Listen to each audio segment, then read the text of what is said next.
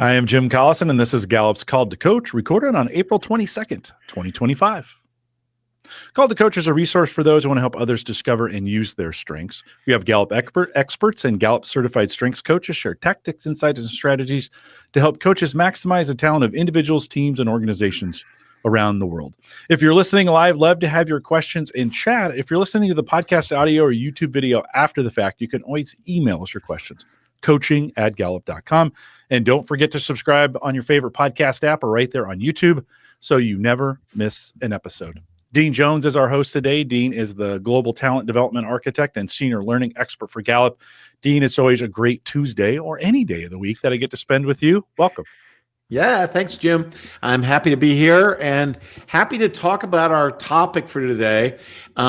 This is sort of a continuation of the last session that we had. So excited about that. Yeah, I'll take a second. And for those listening live, we'll put that link in chat. You can also find that on Gallup.com. If you want to come back over listening on the podcast side of things, we'll put that in there. Dean, we're going to spend some time. It's a follow-up to a discussion you and I had a couple months ago about introducing CliftonStrengths to your organization. And we went through some of the pieces. You'll do a little review for us, then we'll dive into some strategies. Why don't you get us started here with a little bit of a review of that last session we had together? Yeah, so we were talking about what are the phases of introducing CliftonStrengths into your organization. In other words, how do you start to build a strengths-based organization? What are those phases that looks like? And I think it's useful. Let me give you kind of the why behind this. I think it's useful to know where you are in your strengths journey as an organization. So whether you are working in an organization that is adopting CliftonStrengths as part of your culture, whether you are a coach who is working with an organization and helping lead the charge around that. I think regardless, I think it's useful to know what are kind of the phases that you go through around this.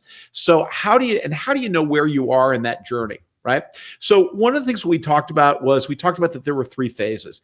And again, these are three sort of broad phases, but I think it's useful to be able to have a sense of that. The first phase we talked about was introducing CliftonStrengths to the organization, right? That first phase was introducing CliftonStrengths.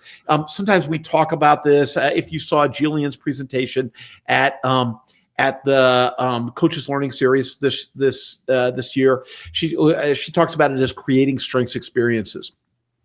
So that first phase of introducing CliftonStrengths is where you're introducing the language of CliftonStrengths to people in the organization. You're building awareness and appreciation of your own and others' talents and strengths for each person in the organization. You see that people are starting to point their talents and strengths at things like goals, outcomes, and objectives. During this phase, there's lots of needs assessment, looking at where people are and what they need and how they can use CliftonStrengths. There tends to be in this first phase kind of a focus on formal learning opportunities. So this is the first phase where you're kind of bringing, it's kind of like bringing fire to the village, and you're talking about, okay, what is CliftonStrengths? How are we teaching people the language to get people kind of in the world of CliftonStrengths? So that's the first phase. Perfect. Second phase is where you're building capability.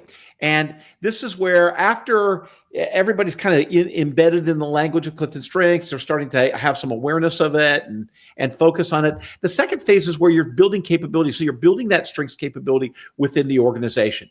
And this is where you're doing things like you're expanding the experts and advocates in the organization. Strengths moves from sort of being a thing to do in the organization to the context for how people are working in the organization. So it starts to be, all of a sudden people remember, hey, maybe we should look at our talents and strengths around this, or maybe we should start to get organized around that.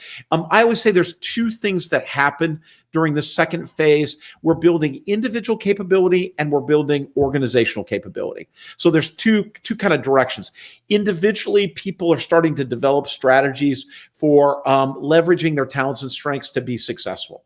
So they're starting to think about, hey, what are the strategies I can use? As their awareness grows, they start to see ways they can use their talents and strengths that help them to succeed. And then as an organization, we start to look at how it moves really from experts or other people generating strengths for us to it being part of the culture of the organization. where strengths is kind of embedded in our organization. We know it. And so it's not like, okay, every time I want to know what strengths, I have to go to Jim and Jim's going to tell me about strengths. It's that, no, we now all own strengths as part of the organization. We can bring it to each other, right? That's the second phase. Third phase is where it starts to really get embedded in the organization. Where we see that is it starts to get embedded in organizational structures and programs. So it feels like it's part of kind of the scaffolding or the architecture of the organization. We see that it's part of the way, it's part of our onboarding program. It's part of the way we develop leaders. It's managers are all fluent in strengths and using that as part of how they manage and develop people. We use it as a catalyst for engagement in our organization.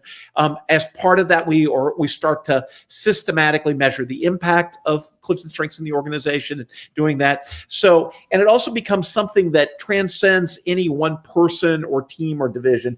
It's kind of everywhere in the organization. So it's part of who we are. So if so-and-so leaves the organization, or if we stop doing this program, it's not like strength stops in the organization because it's embedded in everything that we're doing, right? So those are the three phases that we talked about last time.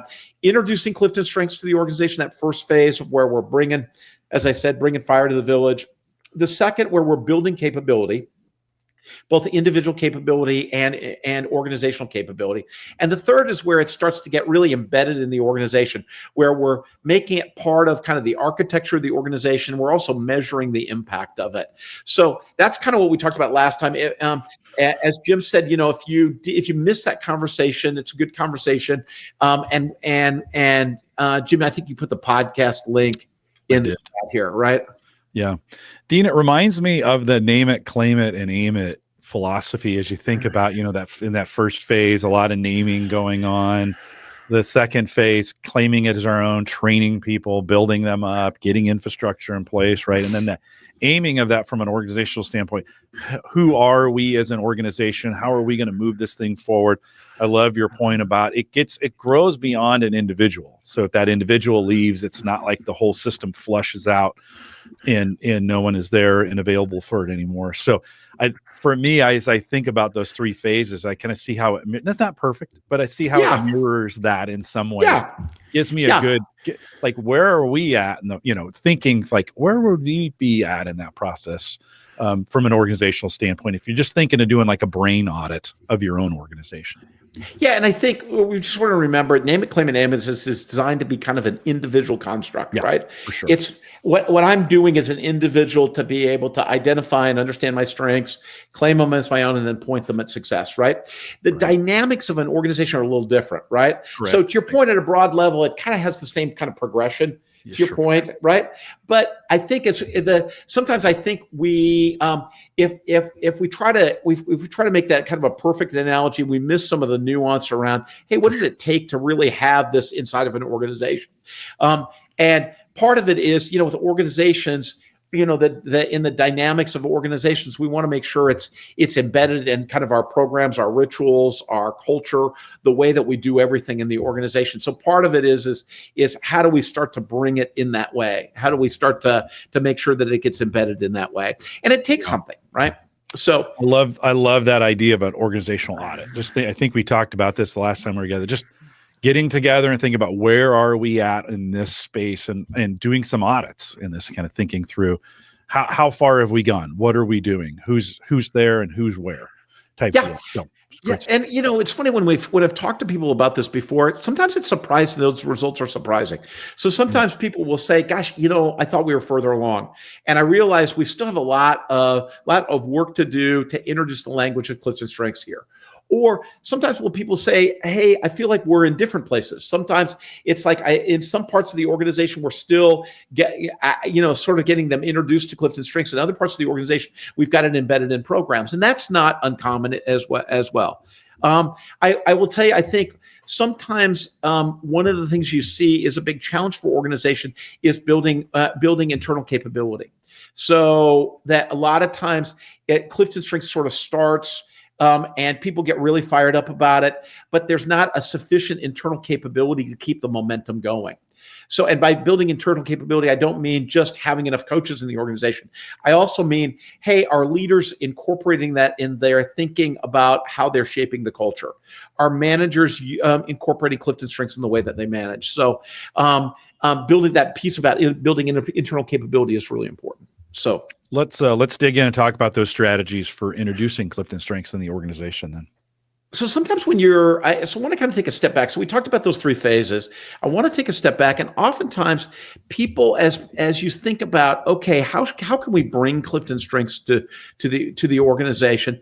A lot of times there's the question about what's the right first place to start? Where do we start with CliftonStrengths? What's the first step to take? And different people have different opinions, and we've seen different things work, but what I wanted to share today is I think there's 6 common strategies that you see for introducing CliftonStrengths to an organization. And there's strengths of each one of these strategies. There's pitfalls or risks associated with each one of them.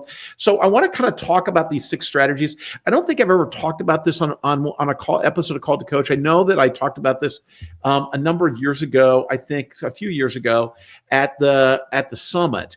And so I thought it'd be a useful topic to just kind of talk about today. So I'm going to go through each one of these strategies and talk about each one of these strategies as we go through them. And then at the end, I thought, Jim, we could maybe take some questions if we've got some time here, right? Yeah, that'd be great. That'd be great.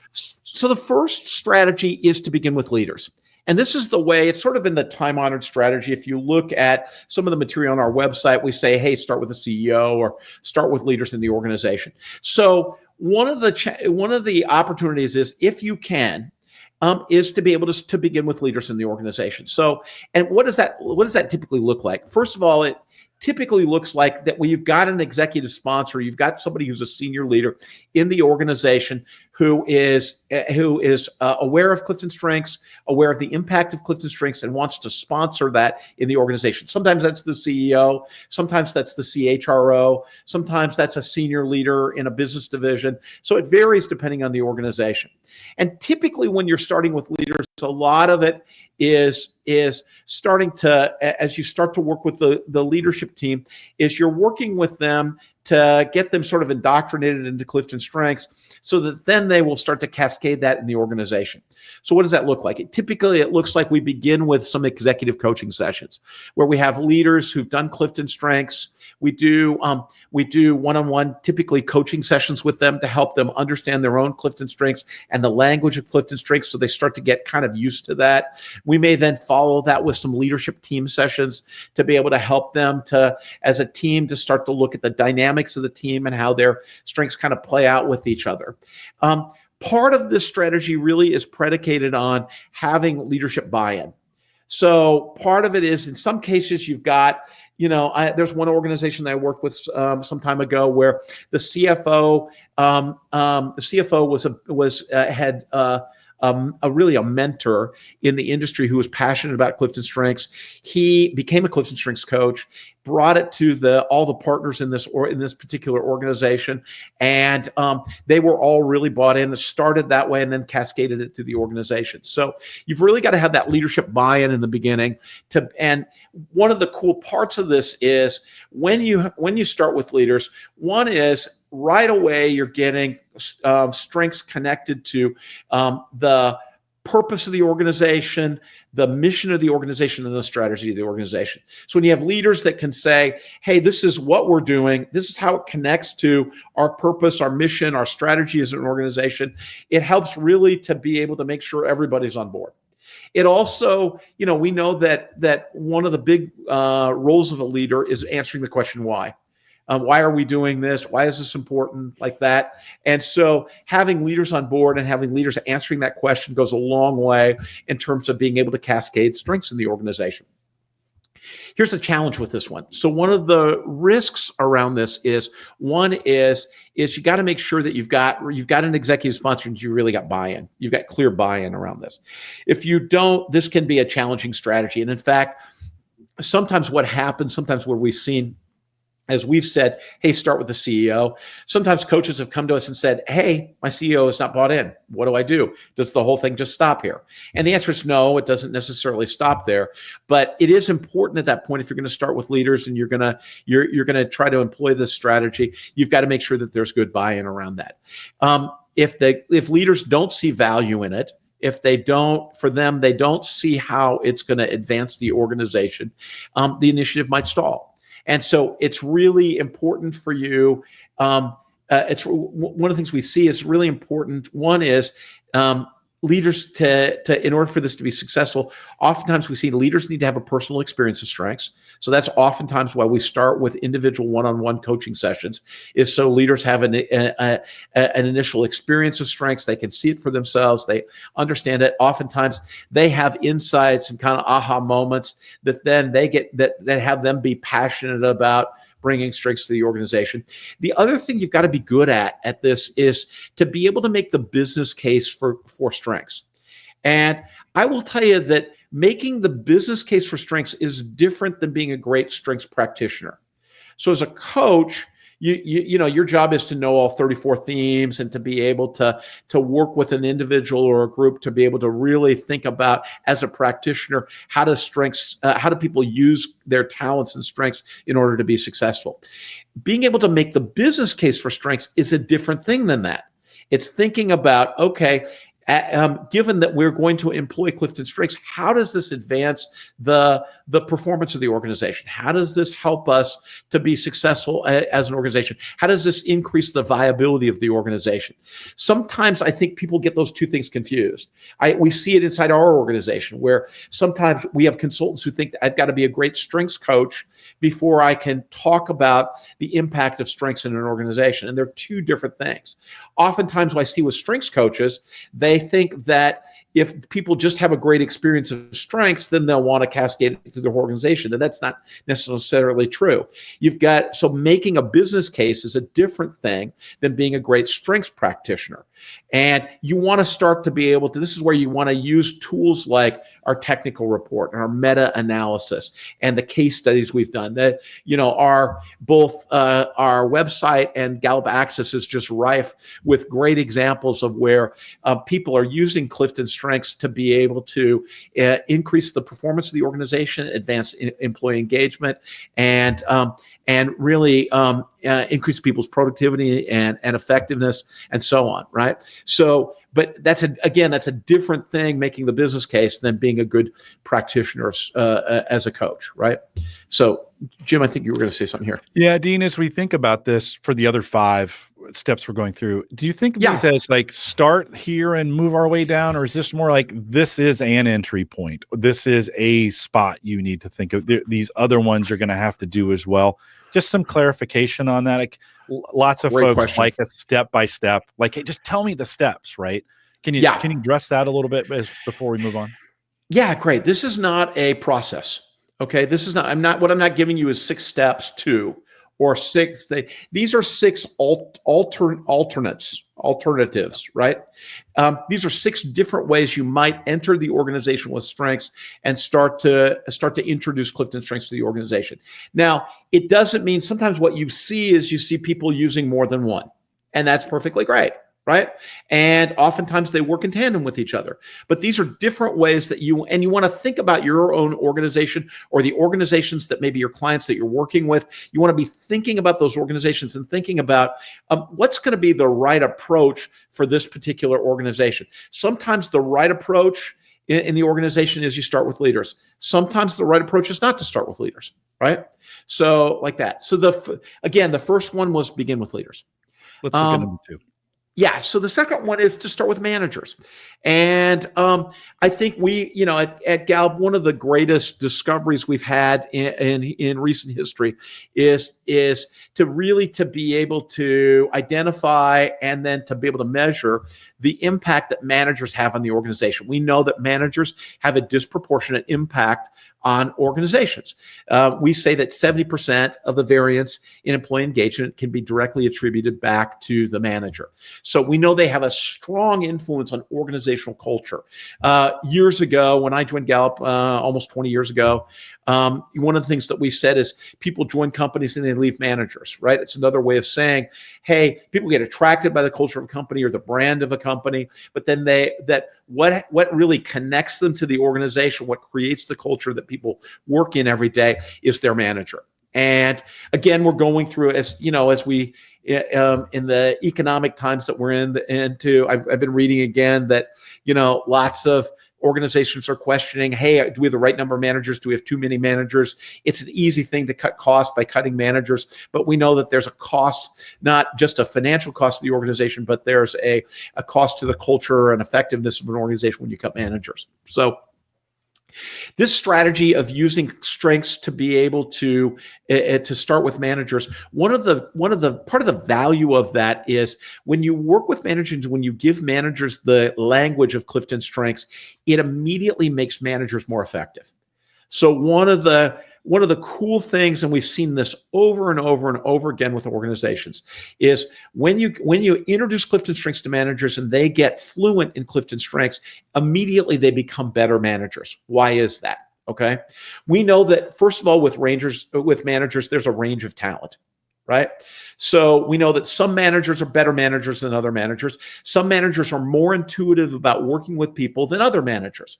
But immediately with CliftonStrengths, it becomes kind of like the cheat sheet for how to work with human beings.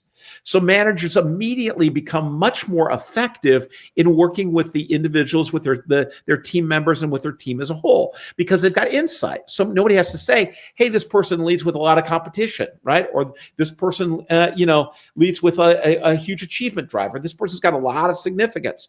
When you read that person's CliftonStrengths report, immediately it starts to click, and a manager can be much more individualized, much more effective in working with the people on their team because they've got a clue to how they're wired. So we know immediately that happens. On top of that, managers, as they incorporate CliftonStrengths, their conversations with people just get better. The more they start to use CliftonStrengths, the more effective they are in the conversations that they have with people. So the conversations get better. People feel understood. They feel heard. They experience that my manager knows me as a person. They feel like that I'm not just like everybody else, that my manager really sees me. And those have the impact of building strong bonds between employees and their managers. So it also helps managers avoid some of the faux pas that they may have. So sometimes managers, when they're talking about individual differences, can use ways of expressing that or language that can be insulting or offensive for people, right? And CliftonStrengths gives people a shared language that's positive and inclusive for discussing individual differences. And that, again, makes managers much more effective at talking about individual differences, providing feedback on individual differences without doing something that feels offensive to people, right? Or undermines that kind of relationship. The other part about starting with managers that's so effective with CliftonStrengths is we know that managers are the closest to performance. So managers are the ones that are tied to performance in the organization. So when you want to impact performance, if you impact managers, you impact performance. Again, I'm going to say it again. If you impact managers, you impact performance, right? So applying CliftonStrengths, which is this very useful tool for making managers effective, helps directly have an impact on performance.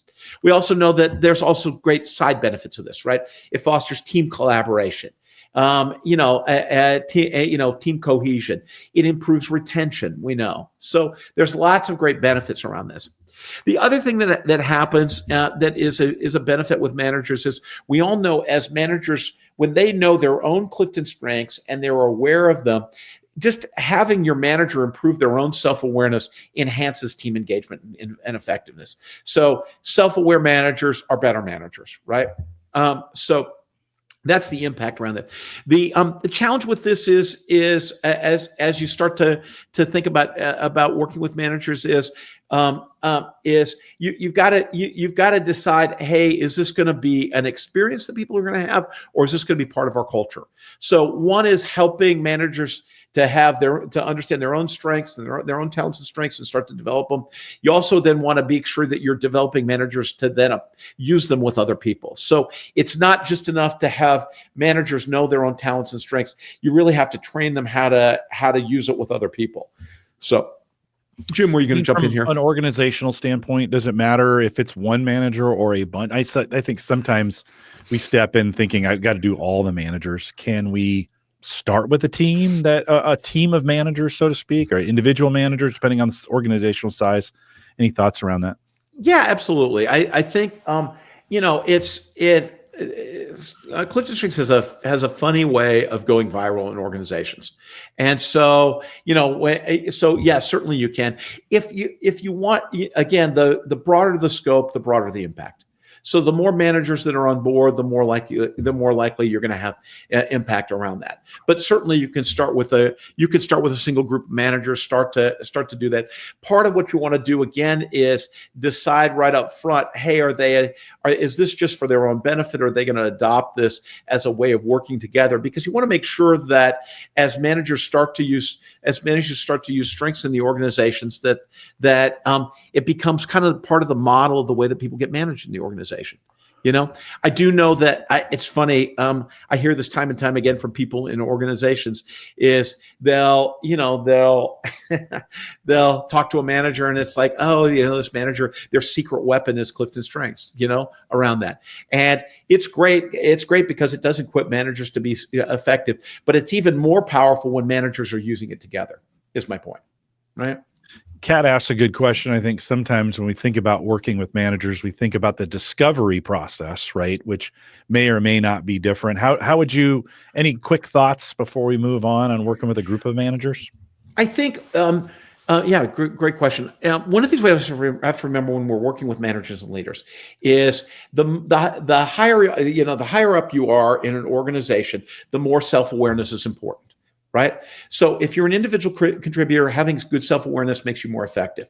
But when you're responsible, the more people you're responsible for, the more self-awareness is a critical part of your success.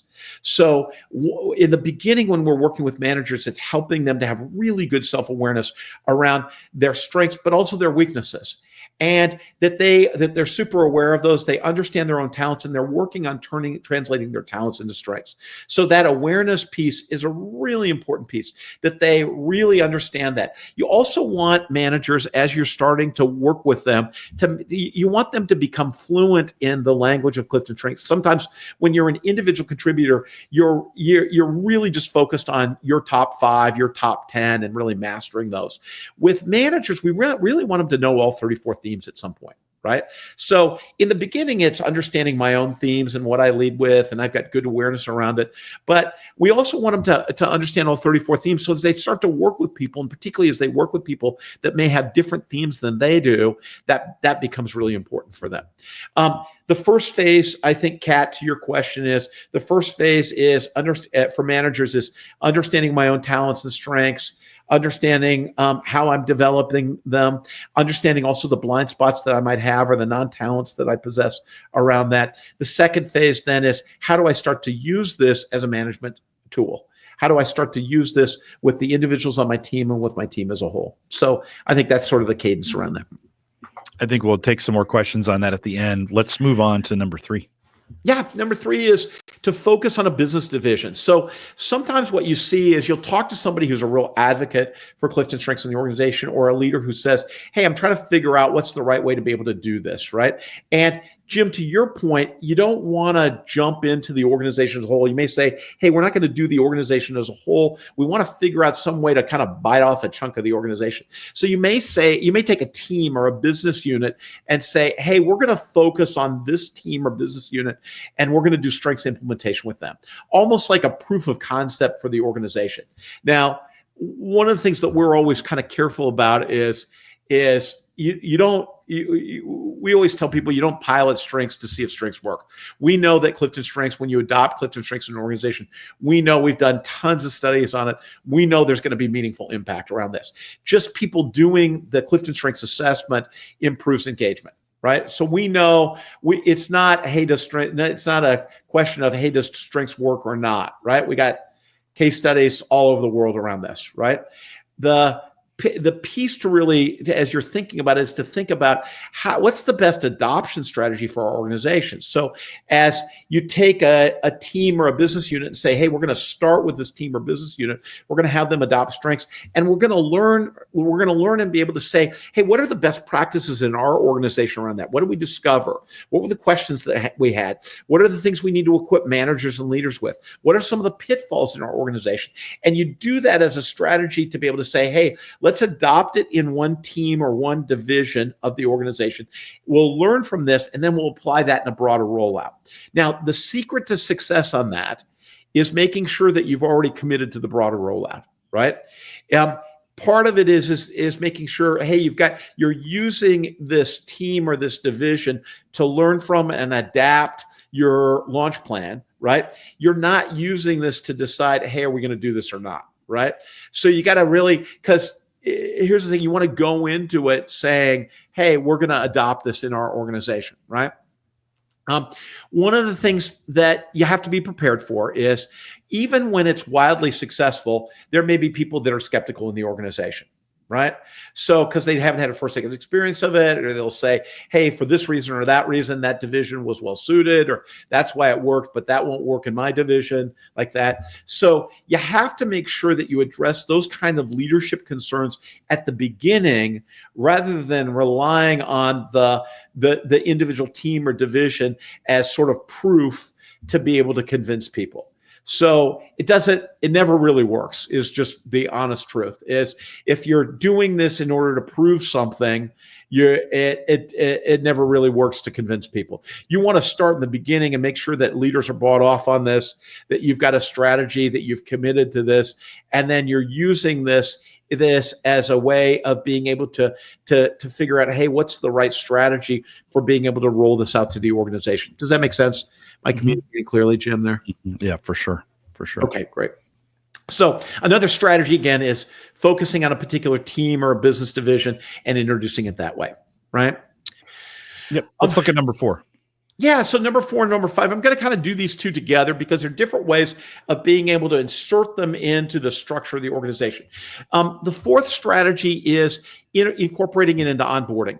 So oftentimes you get enthusiastic HR people, you get enthusiastic learning people who say, hey, listen, the place we want to put CliftonStrengths is we want to put it into onboarding. And it can be a really easy way to introduce CliftonStrengths to the organization, is to make it part of the onboarding of the organization.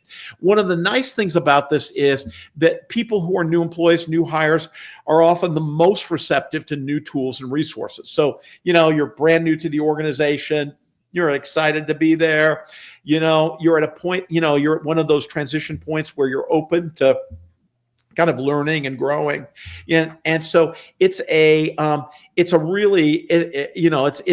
when there's a lot of receptivity to something like CliftonStrengths. So onboarding can be a great place to be able to introduce CliftonStrengths, and eventually, as you become a strengths-based organization, of course, you'll want to include it as part of your onboarding program. So as people come into your organization, they're equipped to be able to do that. One of the things we've done at Gallup, for instance, is we have what we call 5 different touch points of CliftonStrengths inside the first 4 months that somebody is here at Gallup. They do the CliftonStrengths assessment before they start their first day, and then on a regular basis, there's education and other kinds of touch points that are designed to be able to help them to really understand their own talent makeup, and then to be developing those into strengths. So regardless, you'll want it to be part of onboarding sooner or later, right? The piece with this is that there's a couple risks with this that you have to make sure if this is your first entry point of CliftonStrengths into the organization. One risk associated with this is you want to make sure that as you're introducing this to new employees, that their managers are also clear about CliftonStrengths. So you don't want to introduce it to new employees. They get all fired up about this. They and experience this during onboarding. Then they go and they start talking to their manager about it, and their manager doesn't know their own strengths and doesn't really support this. You want to make sure there's always got to be this great kind of pitch catch between new employees and their managers, right? So you've got to make sure if if you're introducing this on board in onboarding, that managers have had some exposure to this. So as new hires are coming into the teams and like that the managers can support the insights that they've learned, so support their development, their strengths development on an ongoing basis. So you want to make sure you've socialized this with managers, you've trained managers to some extent around this, so that managers are equipped to be able to support this as new hires come into the organization. The other piece you just have to be aware of is when this has happened, when we've seen this happen, pretty quickly, existing employees say, "Hey, I'd like to know that, or I'd like to have the experience of that." So one of the things when we work with client organizations around this, we will say to them, "Hey, if you're going to start with onboarding and introduce it during onboarding, be prepared that pretty quickly you're going to want to do a rollout." So sometimes people will say, "Hey, we're going to introduce an onboarding, and then a year later or something, we're going to do a rollout." People don't want to wait that long. And you start to get existing employees who say, "Hey, I'd like to take advantage of this." So around this. So that's again, two important things. Make sure that managers are equipped to be able to support people, and make sure that you plan for a broader rollout as existing employees say, "Hey, I'd like to take advantage of this," right? Yeah, after the pandemic, we talked a little bit about onboarding, and we kind of talked here on Called to Coach about the idea of re-onboarding, which is really just a rollout.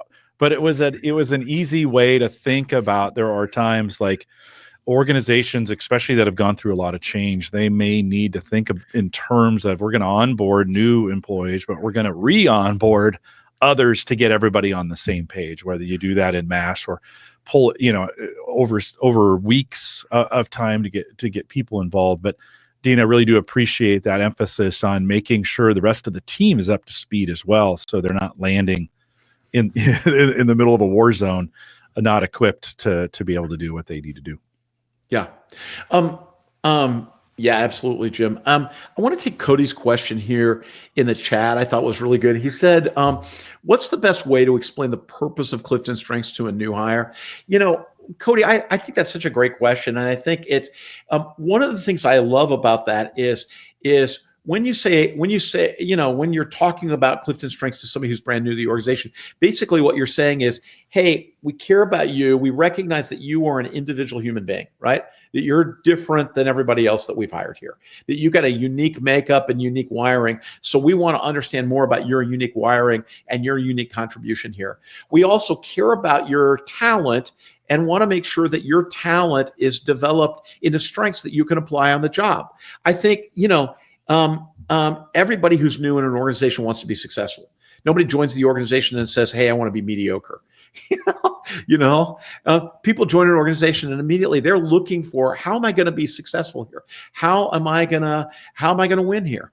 And letting people know, "Hey, we're doing this as a way to get to know you better, but we're also doing this as a way to help you to be more successful. So you can tell us about who you are, and that we can make sure that as your role evolves, we're making sure that we're capitalizing on your talent here in the organization." So I think that's, broadly, as the organization adopts Clifton Strengths, you can also then say, "Hey, we're an organization that values people's talents, and that talent is important, and we've got an emphasis on talent in this organization." And I think that's really a strong message. One of the things to remember is that, particularly, I would say, over the last 10 years, there's been a huge shift in the role of learning and development in organizations. 10 years ago, there wasn't the same emphasis there is now on for employees coming into an organization on learning and development. Most employees join an organization in order to learn and grow. They're evaluating the company through the lens of, is this a place I'm going to learn and grow? Is this a place I'm going to advance in my career? Right? And that's particularly true the more talented a new employee is. The most talented people in the workforce really, they know they're going to get paid well, right? They know they're going to be attractive to organizations. So they're not worried about that piece. They're looking at the organization and say, "Hey, is this a place I can be successful? Is this a place where I'm going to grow as a professional? Is this a place where I'm going to be able to advance my skills, right? And develop." And so we know that's super important. So CliftonStrengths can play a role in that. It sends a message, hey, we're interested in your development. We want to help you to be successful here. So that's an important piece. And I think that's why I love that question, Cody, because I think there's an opportunity there to send a really important message that helps attract and retain talented employees to your organization. The only risk I would say, or one of the risks associated with incorporating an onboarding is the challenge sometimes is when you start with onboarding, CliftonStrengths can be kind of pigeonholed or dismissed as an onboarding activity. Wasn't that a fun activity to do during onboarding, as opposed to something that's part of the organization's culture. So again, as you're thinking about this, you got to think about this in the context of what's the broader strategy to introduce CliftonStrengths to your organization. You can start with onboarding, but you want to think about, okay, where we're going next in terms of making sure that there's broad adoption of CliftonStrengths to the organization. A natural place, by the way, to go next is managers. You're right. So you're introducing an onboarding, but then you're training managers so they're ready to go. So that would be a natural progression in terms of being able to do that. Ready for number 5? Yeah, let's do number 5. So the 5th strategy is to incorporate it in performance management in the organization. So make it part of your performance management. So one of the cool things about CliftonStrengths is, again, it makes managers more effective and makes managers particularly more effective at giving individualized feedback. So when I know my CliftonStrengths, when I know your CliftonStrengths, when I've seen your strengths in action, I understand your talent makeup, it helps me to be able to provide really great individualized feedback to help you to be able to improve your performance. So there's a natural fit with talking about CliftonStrengths as a coaching conversation as part of your performance management process. So strengths can then become kind of the framework for coaching, for feedback, and for goal setting as part of the performance management process. The challenge with this is you have to make sure your performance management process is a developmental process rather than what I would call as an evaluative process, right? A lot of performance management is oriented around, and I think this is a big missing, by the way, it's oriented around evaluation rather than development. So we're assessing how'd you do, right? Which is an important part of being able to develop, but it stops there in most organizations. It's like, oh, you met expectations, or you exceeded expectations, right? So all we're concerned about is just evaluating how did it go. And we're less concerned about what's the developmental part of this? What's the part of this that's going to help us grow? So if there isn't a strong developmental context around performance management in the company, this is probably not the strategy to use, because you want to make sure that you're using CliftonStrengths in a way that's positive, that feels developmental, that feels supportive and encouraging, not something where strengths can be seen as punitive. Right. One of the things I think when we've talked oftentimes with new coaches, sometimes new coaches, they'll get in there and they kind of use strengths like a club to beat people up. Right. You need to manage that activator. Right. Or, if you weren't so deliberative, you'd have no problem here. Right. So that's not coaching people in their strengths. That's using strengths as a club to beat people up. Right. So we're not interested. We really want the language of CliftonStrengths. We want to use CliftonStrengths in a way that feels constructive and developmental around that. So in order to be able to incorporate it in performance management, if you're going to do that, you've got to make sure that you've got a real positive, growth-oriented performance culture first. And then as part of putting it into the performance management process, it's designed in such a way that's developmental for people. So it helps support the coaching conversations that managers are having with individuals in that process. Go ahead. Dean, I do see sometimes in the community folks new to CliftonStrengths, and they're trying to dial things back right off the bat. And that's just a natural tendency, I need to dial my whatever down, or I need to, instead of I love thinking through, how can I put myself in the right situation to turn that thing up and really use that. I think it's a natural human thing for us to kind of focus on those areas where we may be overdoing it. But at least in my experience here, how do I put myself in a position where that's honored, where it's needed, and I can turn it up? I shouldn't be asking myself sometimes, how do you turn that down, right? We want you to use those things. So I don't know, thoughts on that as we move on to the last one? I think part of the benefit of Clifton Strengths, part of the benefit of this whole inside of this development is building self-awareness, that we all know ourselves better, that we know where we're contributing, and we know where we may be getting in our own way or getting in others' way. So part of it is and typically, as you coach people, typically those are related to the top talent themes that we have. We talk a lot about weaknesses, but typically, for the most part, weaknesses aren't tied to people's non-talents. The talents at the bottom of their 34 themes.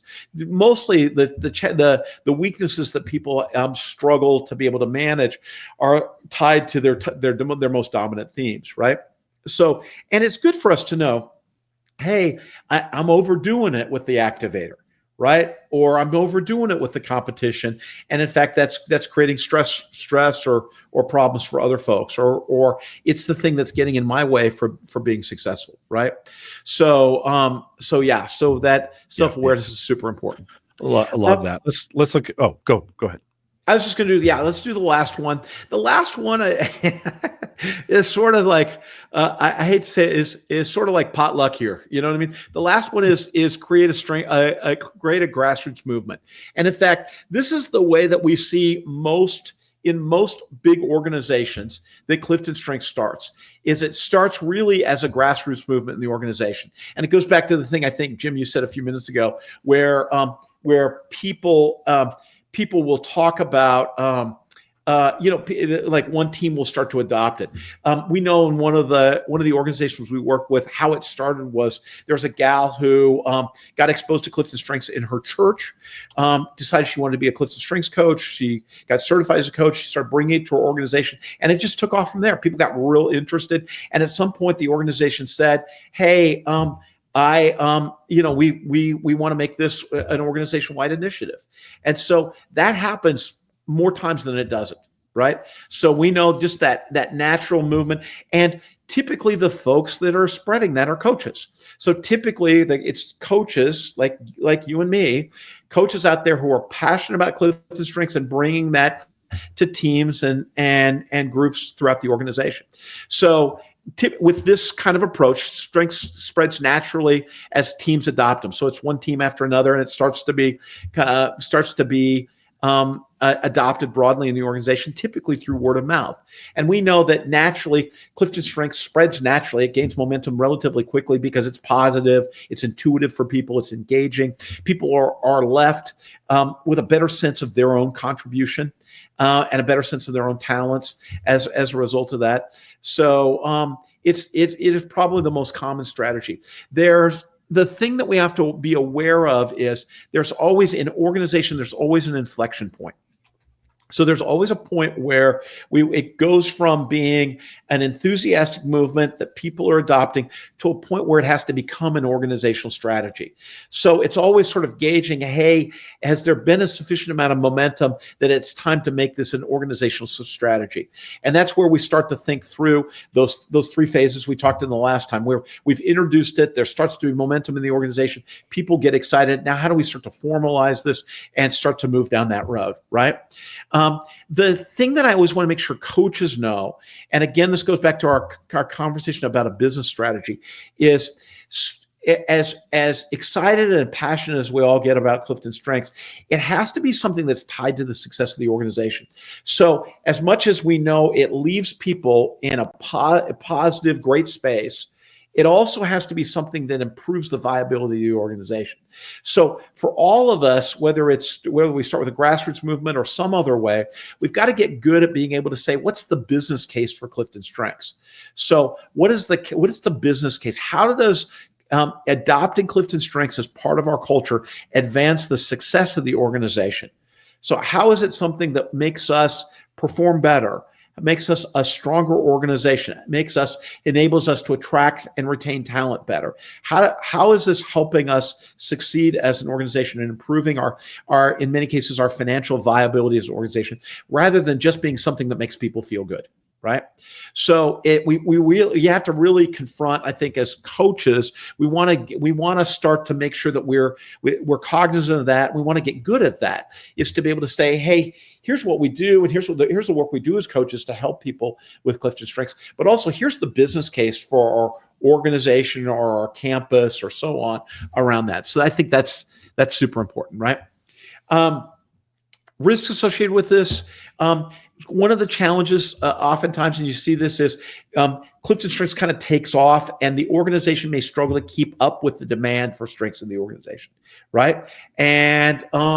And so people may, as the organization may say, hey, we got to get our arms around this, and there may be such demand that they got to figure out, okay, how do we start to do this in a way that's scalable in the organization? That's one place where we can help. As Gallup, we work with lots of organizations to be able to do that. That's where we're having coaches in the organization who can strategize around that. We know most of our coaches who work inside organizations work in HR or OD or learning and are great at being able to think about organizational strategy around that. Another risk associated with this kind of grassroots movement is employees may wonder if strengths has been kind of blessed or authorized by the organization. So they may be doing it, they may be excited about it, they may be sharing it inside the organization. They may say, hey, has the organization blessed this? Or is the organization authorized to be able to do this? Are we really committed to this as a culture? And I think that's a good conversation to be elevating in the organization. Hey, do we want this to be part of our organization? So those are the 6 strategies, right? So let me just recap them just briefly. These are 6 common strategies for introducing CliftonStrengths in the organization. So it answers the question, where do we start? Where do we start with CliftonStrengths in our organization? One place to start might be with leaders, right? And getting leader buy-in, starting to make sure your leaders really are tuned into CliftonStrengths. They have had personal experience of it. They're thinking about those dynamics and as part of their leadership team, and they can start to model that and cascade that for the rest of the organization. Second strategy would be beginning with managers. And again, we know that disproportionate impact that managers have on the culture of an organization. The third strategy is to focus on a team or a business division and say, hey, we're going to take this business unit and we're going to make this a strengths-based business unit. And as part of that, we're going to learn a lot about what we need to do in order to have a broader adoption of CliftonStrengths in our organization. We're going to capture those best practices so that we can make sure that we've tailored the launch of CliftonStrengths to our organization.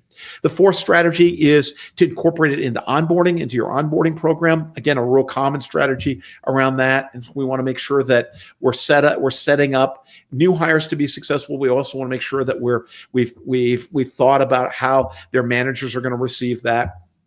The fifth strategy is incorporating it into performance management in the organization and using it as the context for developmental coaching conversations. And the fourth is to kind of create kind of a grassroots movement in the organization that's led by coaches and passionate advocates, champions in the organization around that. So those are the 6 different common strategies we see for introducing CliftonStrengths into the organization. Questions? You ready for a few questions? Yeah, sure. Absolutely. Yeah. I think this fits into what as you wrapped it up there with grassroots movement. But Ken asks, people with their strengths are 7% more productive. People coached 18%. Where does coaching fit best in these steps? I think you answered that, but talk a little bit more about it. Yeah, so I think as part of this, in every case, typically the model that we adopt, and I think I've talked about this before, is kind of this in the most loving way possible, right? Kind of the holy trinity of CliftonStrengths, right? Is people doing the assessment, people having some learning or education around CliftonStrengths, and then getting coached on CliftonStrengths. And typically we like to do it in that order, right? They've done the assessment first. That makes sense, obviously. They do the assessment. We, in our organization, you do that before your first day. It's part of our onboarding process once somebody is hired. Between the point that they accept their offer and they start on their first day, they've done CliftonStrengths, so they show up on their first day with CliftonStrengths.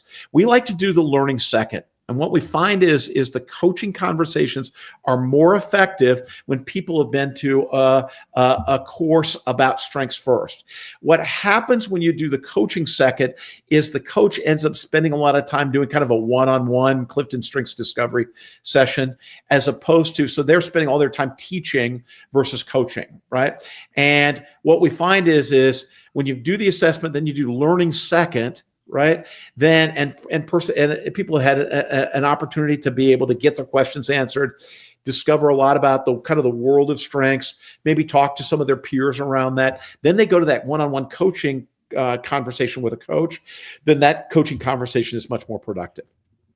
The other thing I'll say about this is remember that when we talk about the role of coaches in organizations, typically what we say is, for the most part, coaches are coaching leaders and managers. Where you deploy coaches in an organization is around leaders and managers. And so we know, for instance, that most coaches that are embedded in organizations are coaching mid-level leaders, directors, senior directors in the organization, and people managers. And that's the right place. You typically, the numbers just don't work if you're a coach and you're trying to, in an organization, you're trying to coach a bunch of individual contributors. You just can't do that. The other thing that happens sometimes is coaches get tangled up by giving coaching and feedback to individual contributors that really should be coming from their managers. So typically what we say is, coaches, you should be working with managers and developing managers to be more effective and to be great strengths-based managers. Managers then would be coaching the individual contributors to their organizations. Another question coming in from earlier when we were talking about managers. What are some ways managers can use strengths with their teams? Thinking about what are our strategies around that to help managers have these conversations, so to speak. Yeah. So, I mean, just very simply, one of the cool things that managers can do is as the people in their teams take CliftonStrengths, is first of all to be having those one-on-one conversations with each person around their own strengths. One of the nice things that they can be doing, and this is in some of the learning that we provide, is helping managers with those questions that they can be asking people as they're getting to know them to really understand their talent makeup. So one is just managers just reading the report, understanding the report, and formulating, hey, what questions are those that I want to ask this person, right? So it may be things like, what's the kind of work you like to do? And listening to that through the lens of their strengths. When do you feel like you're at your best? What do you think is what do you have to contribute? What are the things that you are good at and the things that you like to contribute? What are your least favorite activities to be able to do, right? What motivates you? How do you like to be recognized? So there's lots of questions managers can be asking people that are directly tied to their strengths profile. Then as they start to understand the strengths of each individual in their team, you can start to look at strengths together. So using a team grid to be able to look at the dynamics. What are the dominant themes on our team? What are the things that are recessive for us, or the non-talents for our team? What are some of the key partnerships in the team?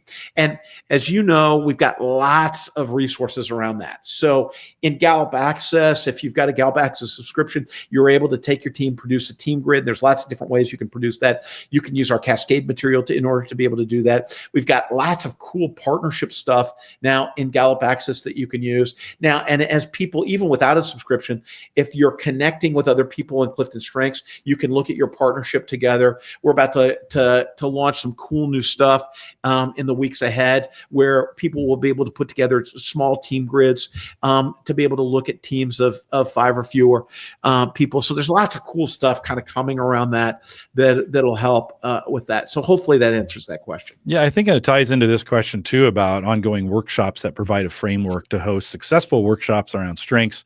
And I'll put a plug in for our podcasts as well. We spend we have 9 and now on our 10th season of the CliftonStrengths podcast, which we called Theme Thursday before. And you can use those as tools for awareness for folks to listen to those. They can listen to them off-site, or when they're taking a walk or working out or driving in or taking the train or on a plane, right? All those things to continue that learning process, right? It doesn't always have to be on site. It doesn't always have to be in a classroom. It doesn't always have to be, together. Those things can be done separately and then brought together for learning and development. Dean, your thoughts, additional thoughts on that? We'll wrap it with that. Yeah, I think that we've got, Michaela, it's great. It's great. It's a great point. We got lots of resources. So there's tons of resources in Gallup Access. There's lots of resources online, and probably one of the most underutilized resources is the kits that we give certified coach, or that we give coaches when they go through GGSC. So one of the things I always encourage people, we got lots of resources in there that are underutilized. It's also something I will tell you that we are working on for the future. So as we think about the future and the resources we want to provide coaches, and particularly certified coaches around this, we're thinking about we're going through kind of a process right now. We're really listening to, hey, what's next for coaches? We have a lot of coaches who say, hey, I finished GGSC, I got certified. What is the next level of education for me? And we're really listening to what those needs are, and we're going down a road where we're starting to figure out how do we help coaches to be able to do that, right? If you're not already certified, this is the one. I'm going to put my plug in. If you haven't done the Gallup Global Strengths Coaching course, 100% you should do it. It's a great course. We know that 92% of people who do the global strengths coaching course would recommend it to a friend or colleague, and felt like it was a worthwhile investment of their time and energy. So if you haven't done that already, we'd encourage you to do that and get certified as we continue to kind of build out our resources for certified coaches. I think that's a great way to wrap it. With that, we'll remind everyone to take advantage of all those resources in Gallup Access. Head out to my.gallup.com for coaching, master coaching. If you want to become a Gallup certified strengths coach, send us an email, coaching@gallup.com. Stay up to date on all future webcasts by joining our Facebook or LinkedIn groups. Love to have you out there for those. You can find those just by searching Clifton Strengths. And if you enjoyed it, hit that like and subscribe button. Feel free to share this. We love it when you do that. Share it with others. It'll be available where you're listening to it now, as well as available on our podcast on Called to Coach. Thanks for listening today. Thanks for coming out. Thanks for coming out live. If you joined us live, if you're listening on the podcast, thanks for doing that as well. With that, we'll say goodbye, everybody.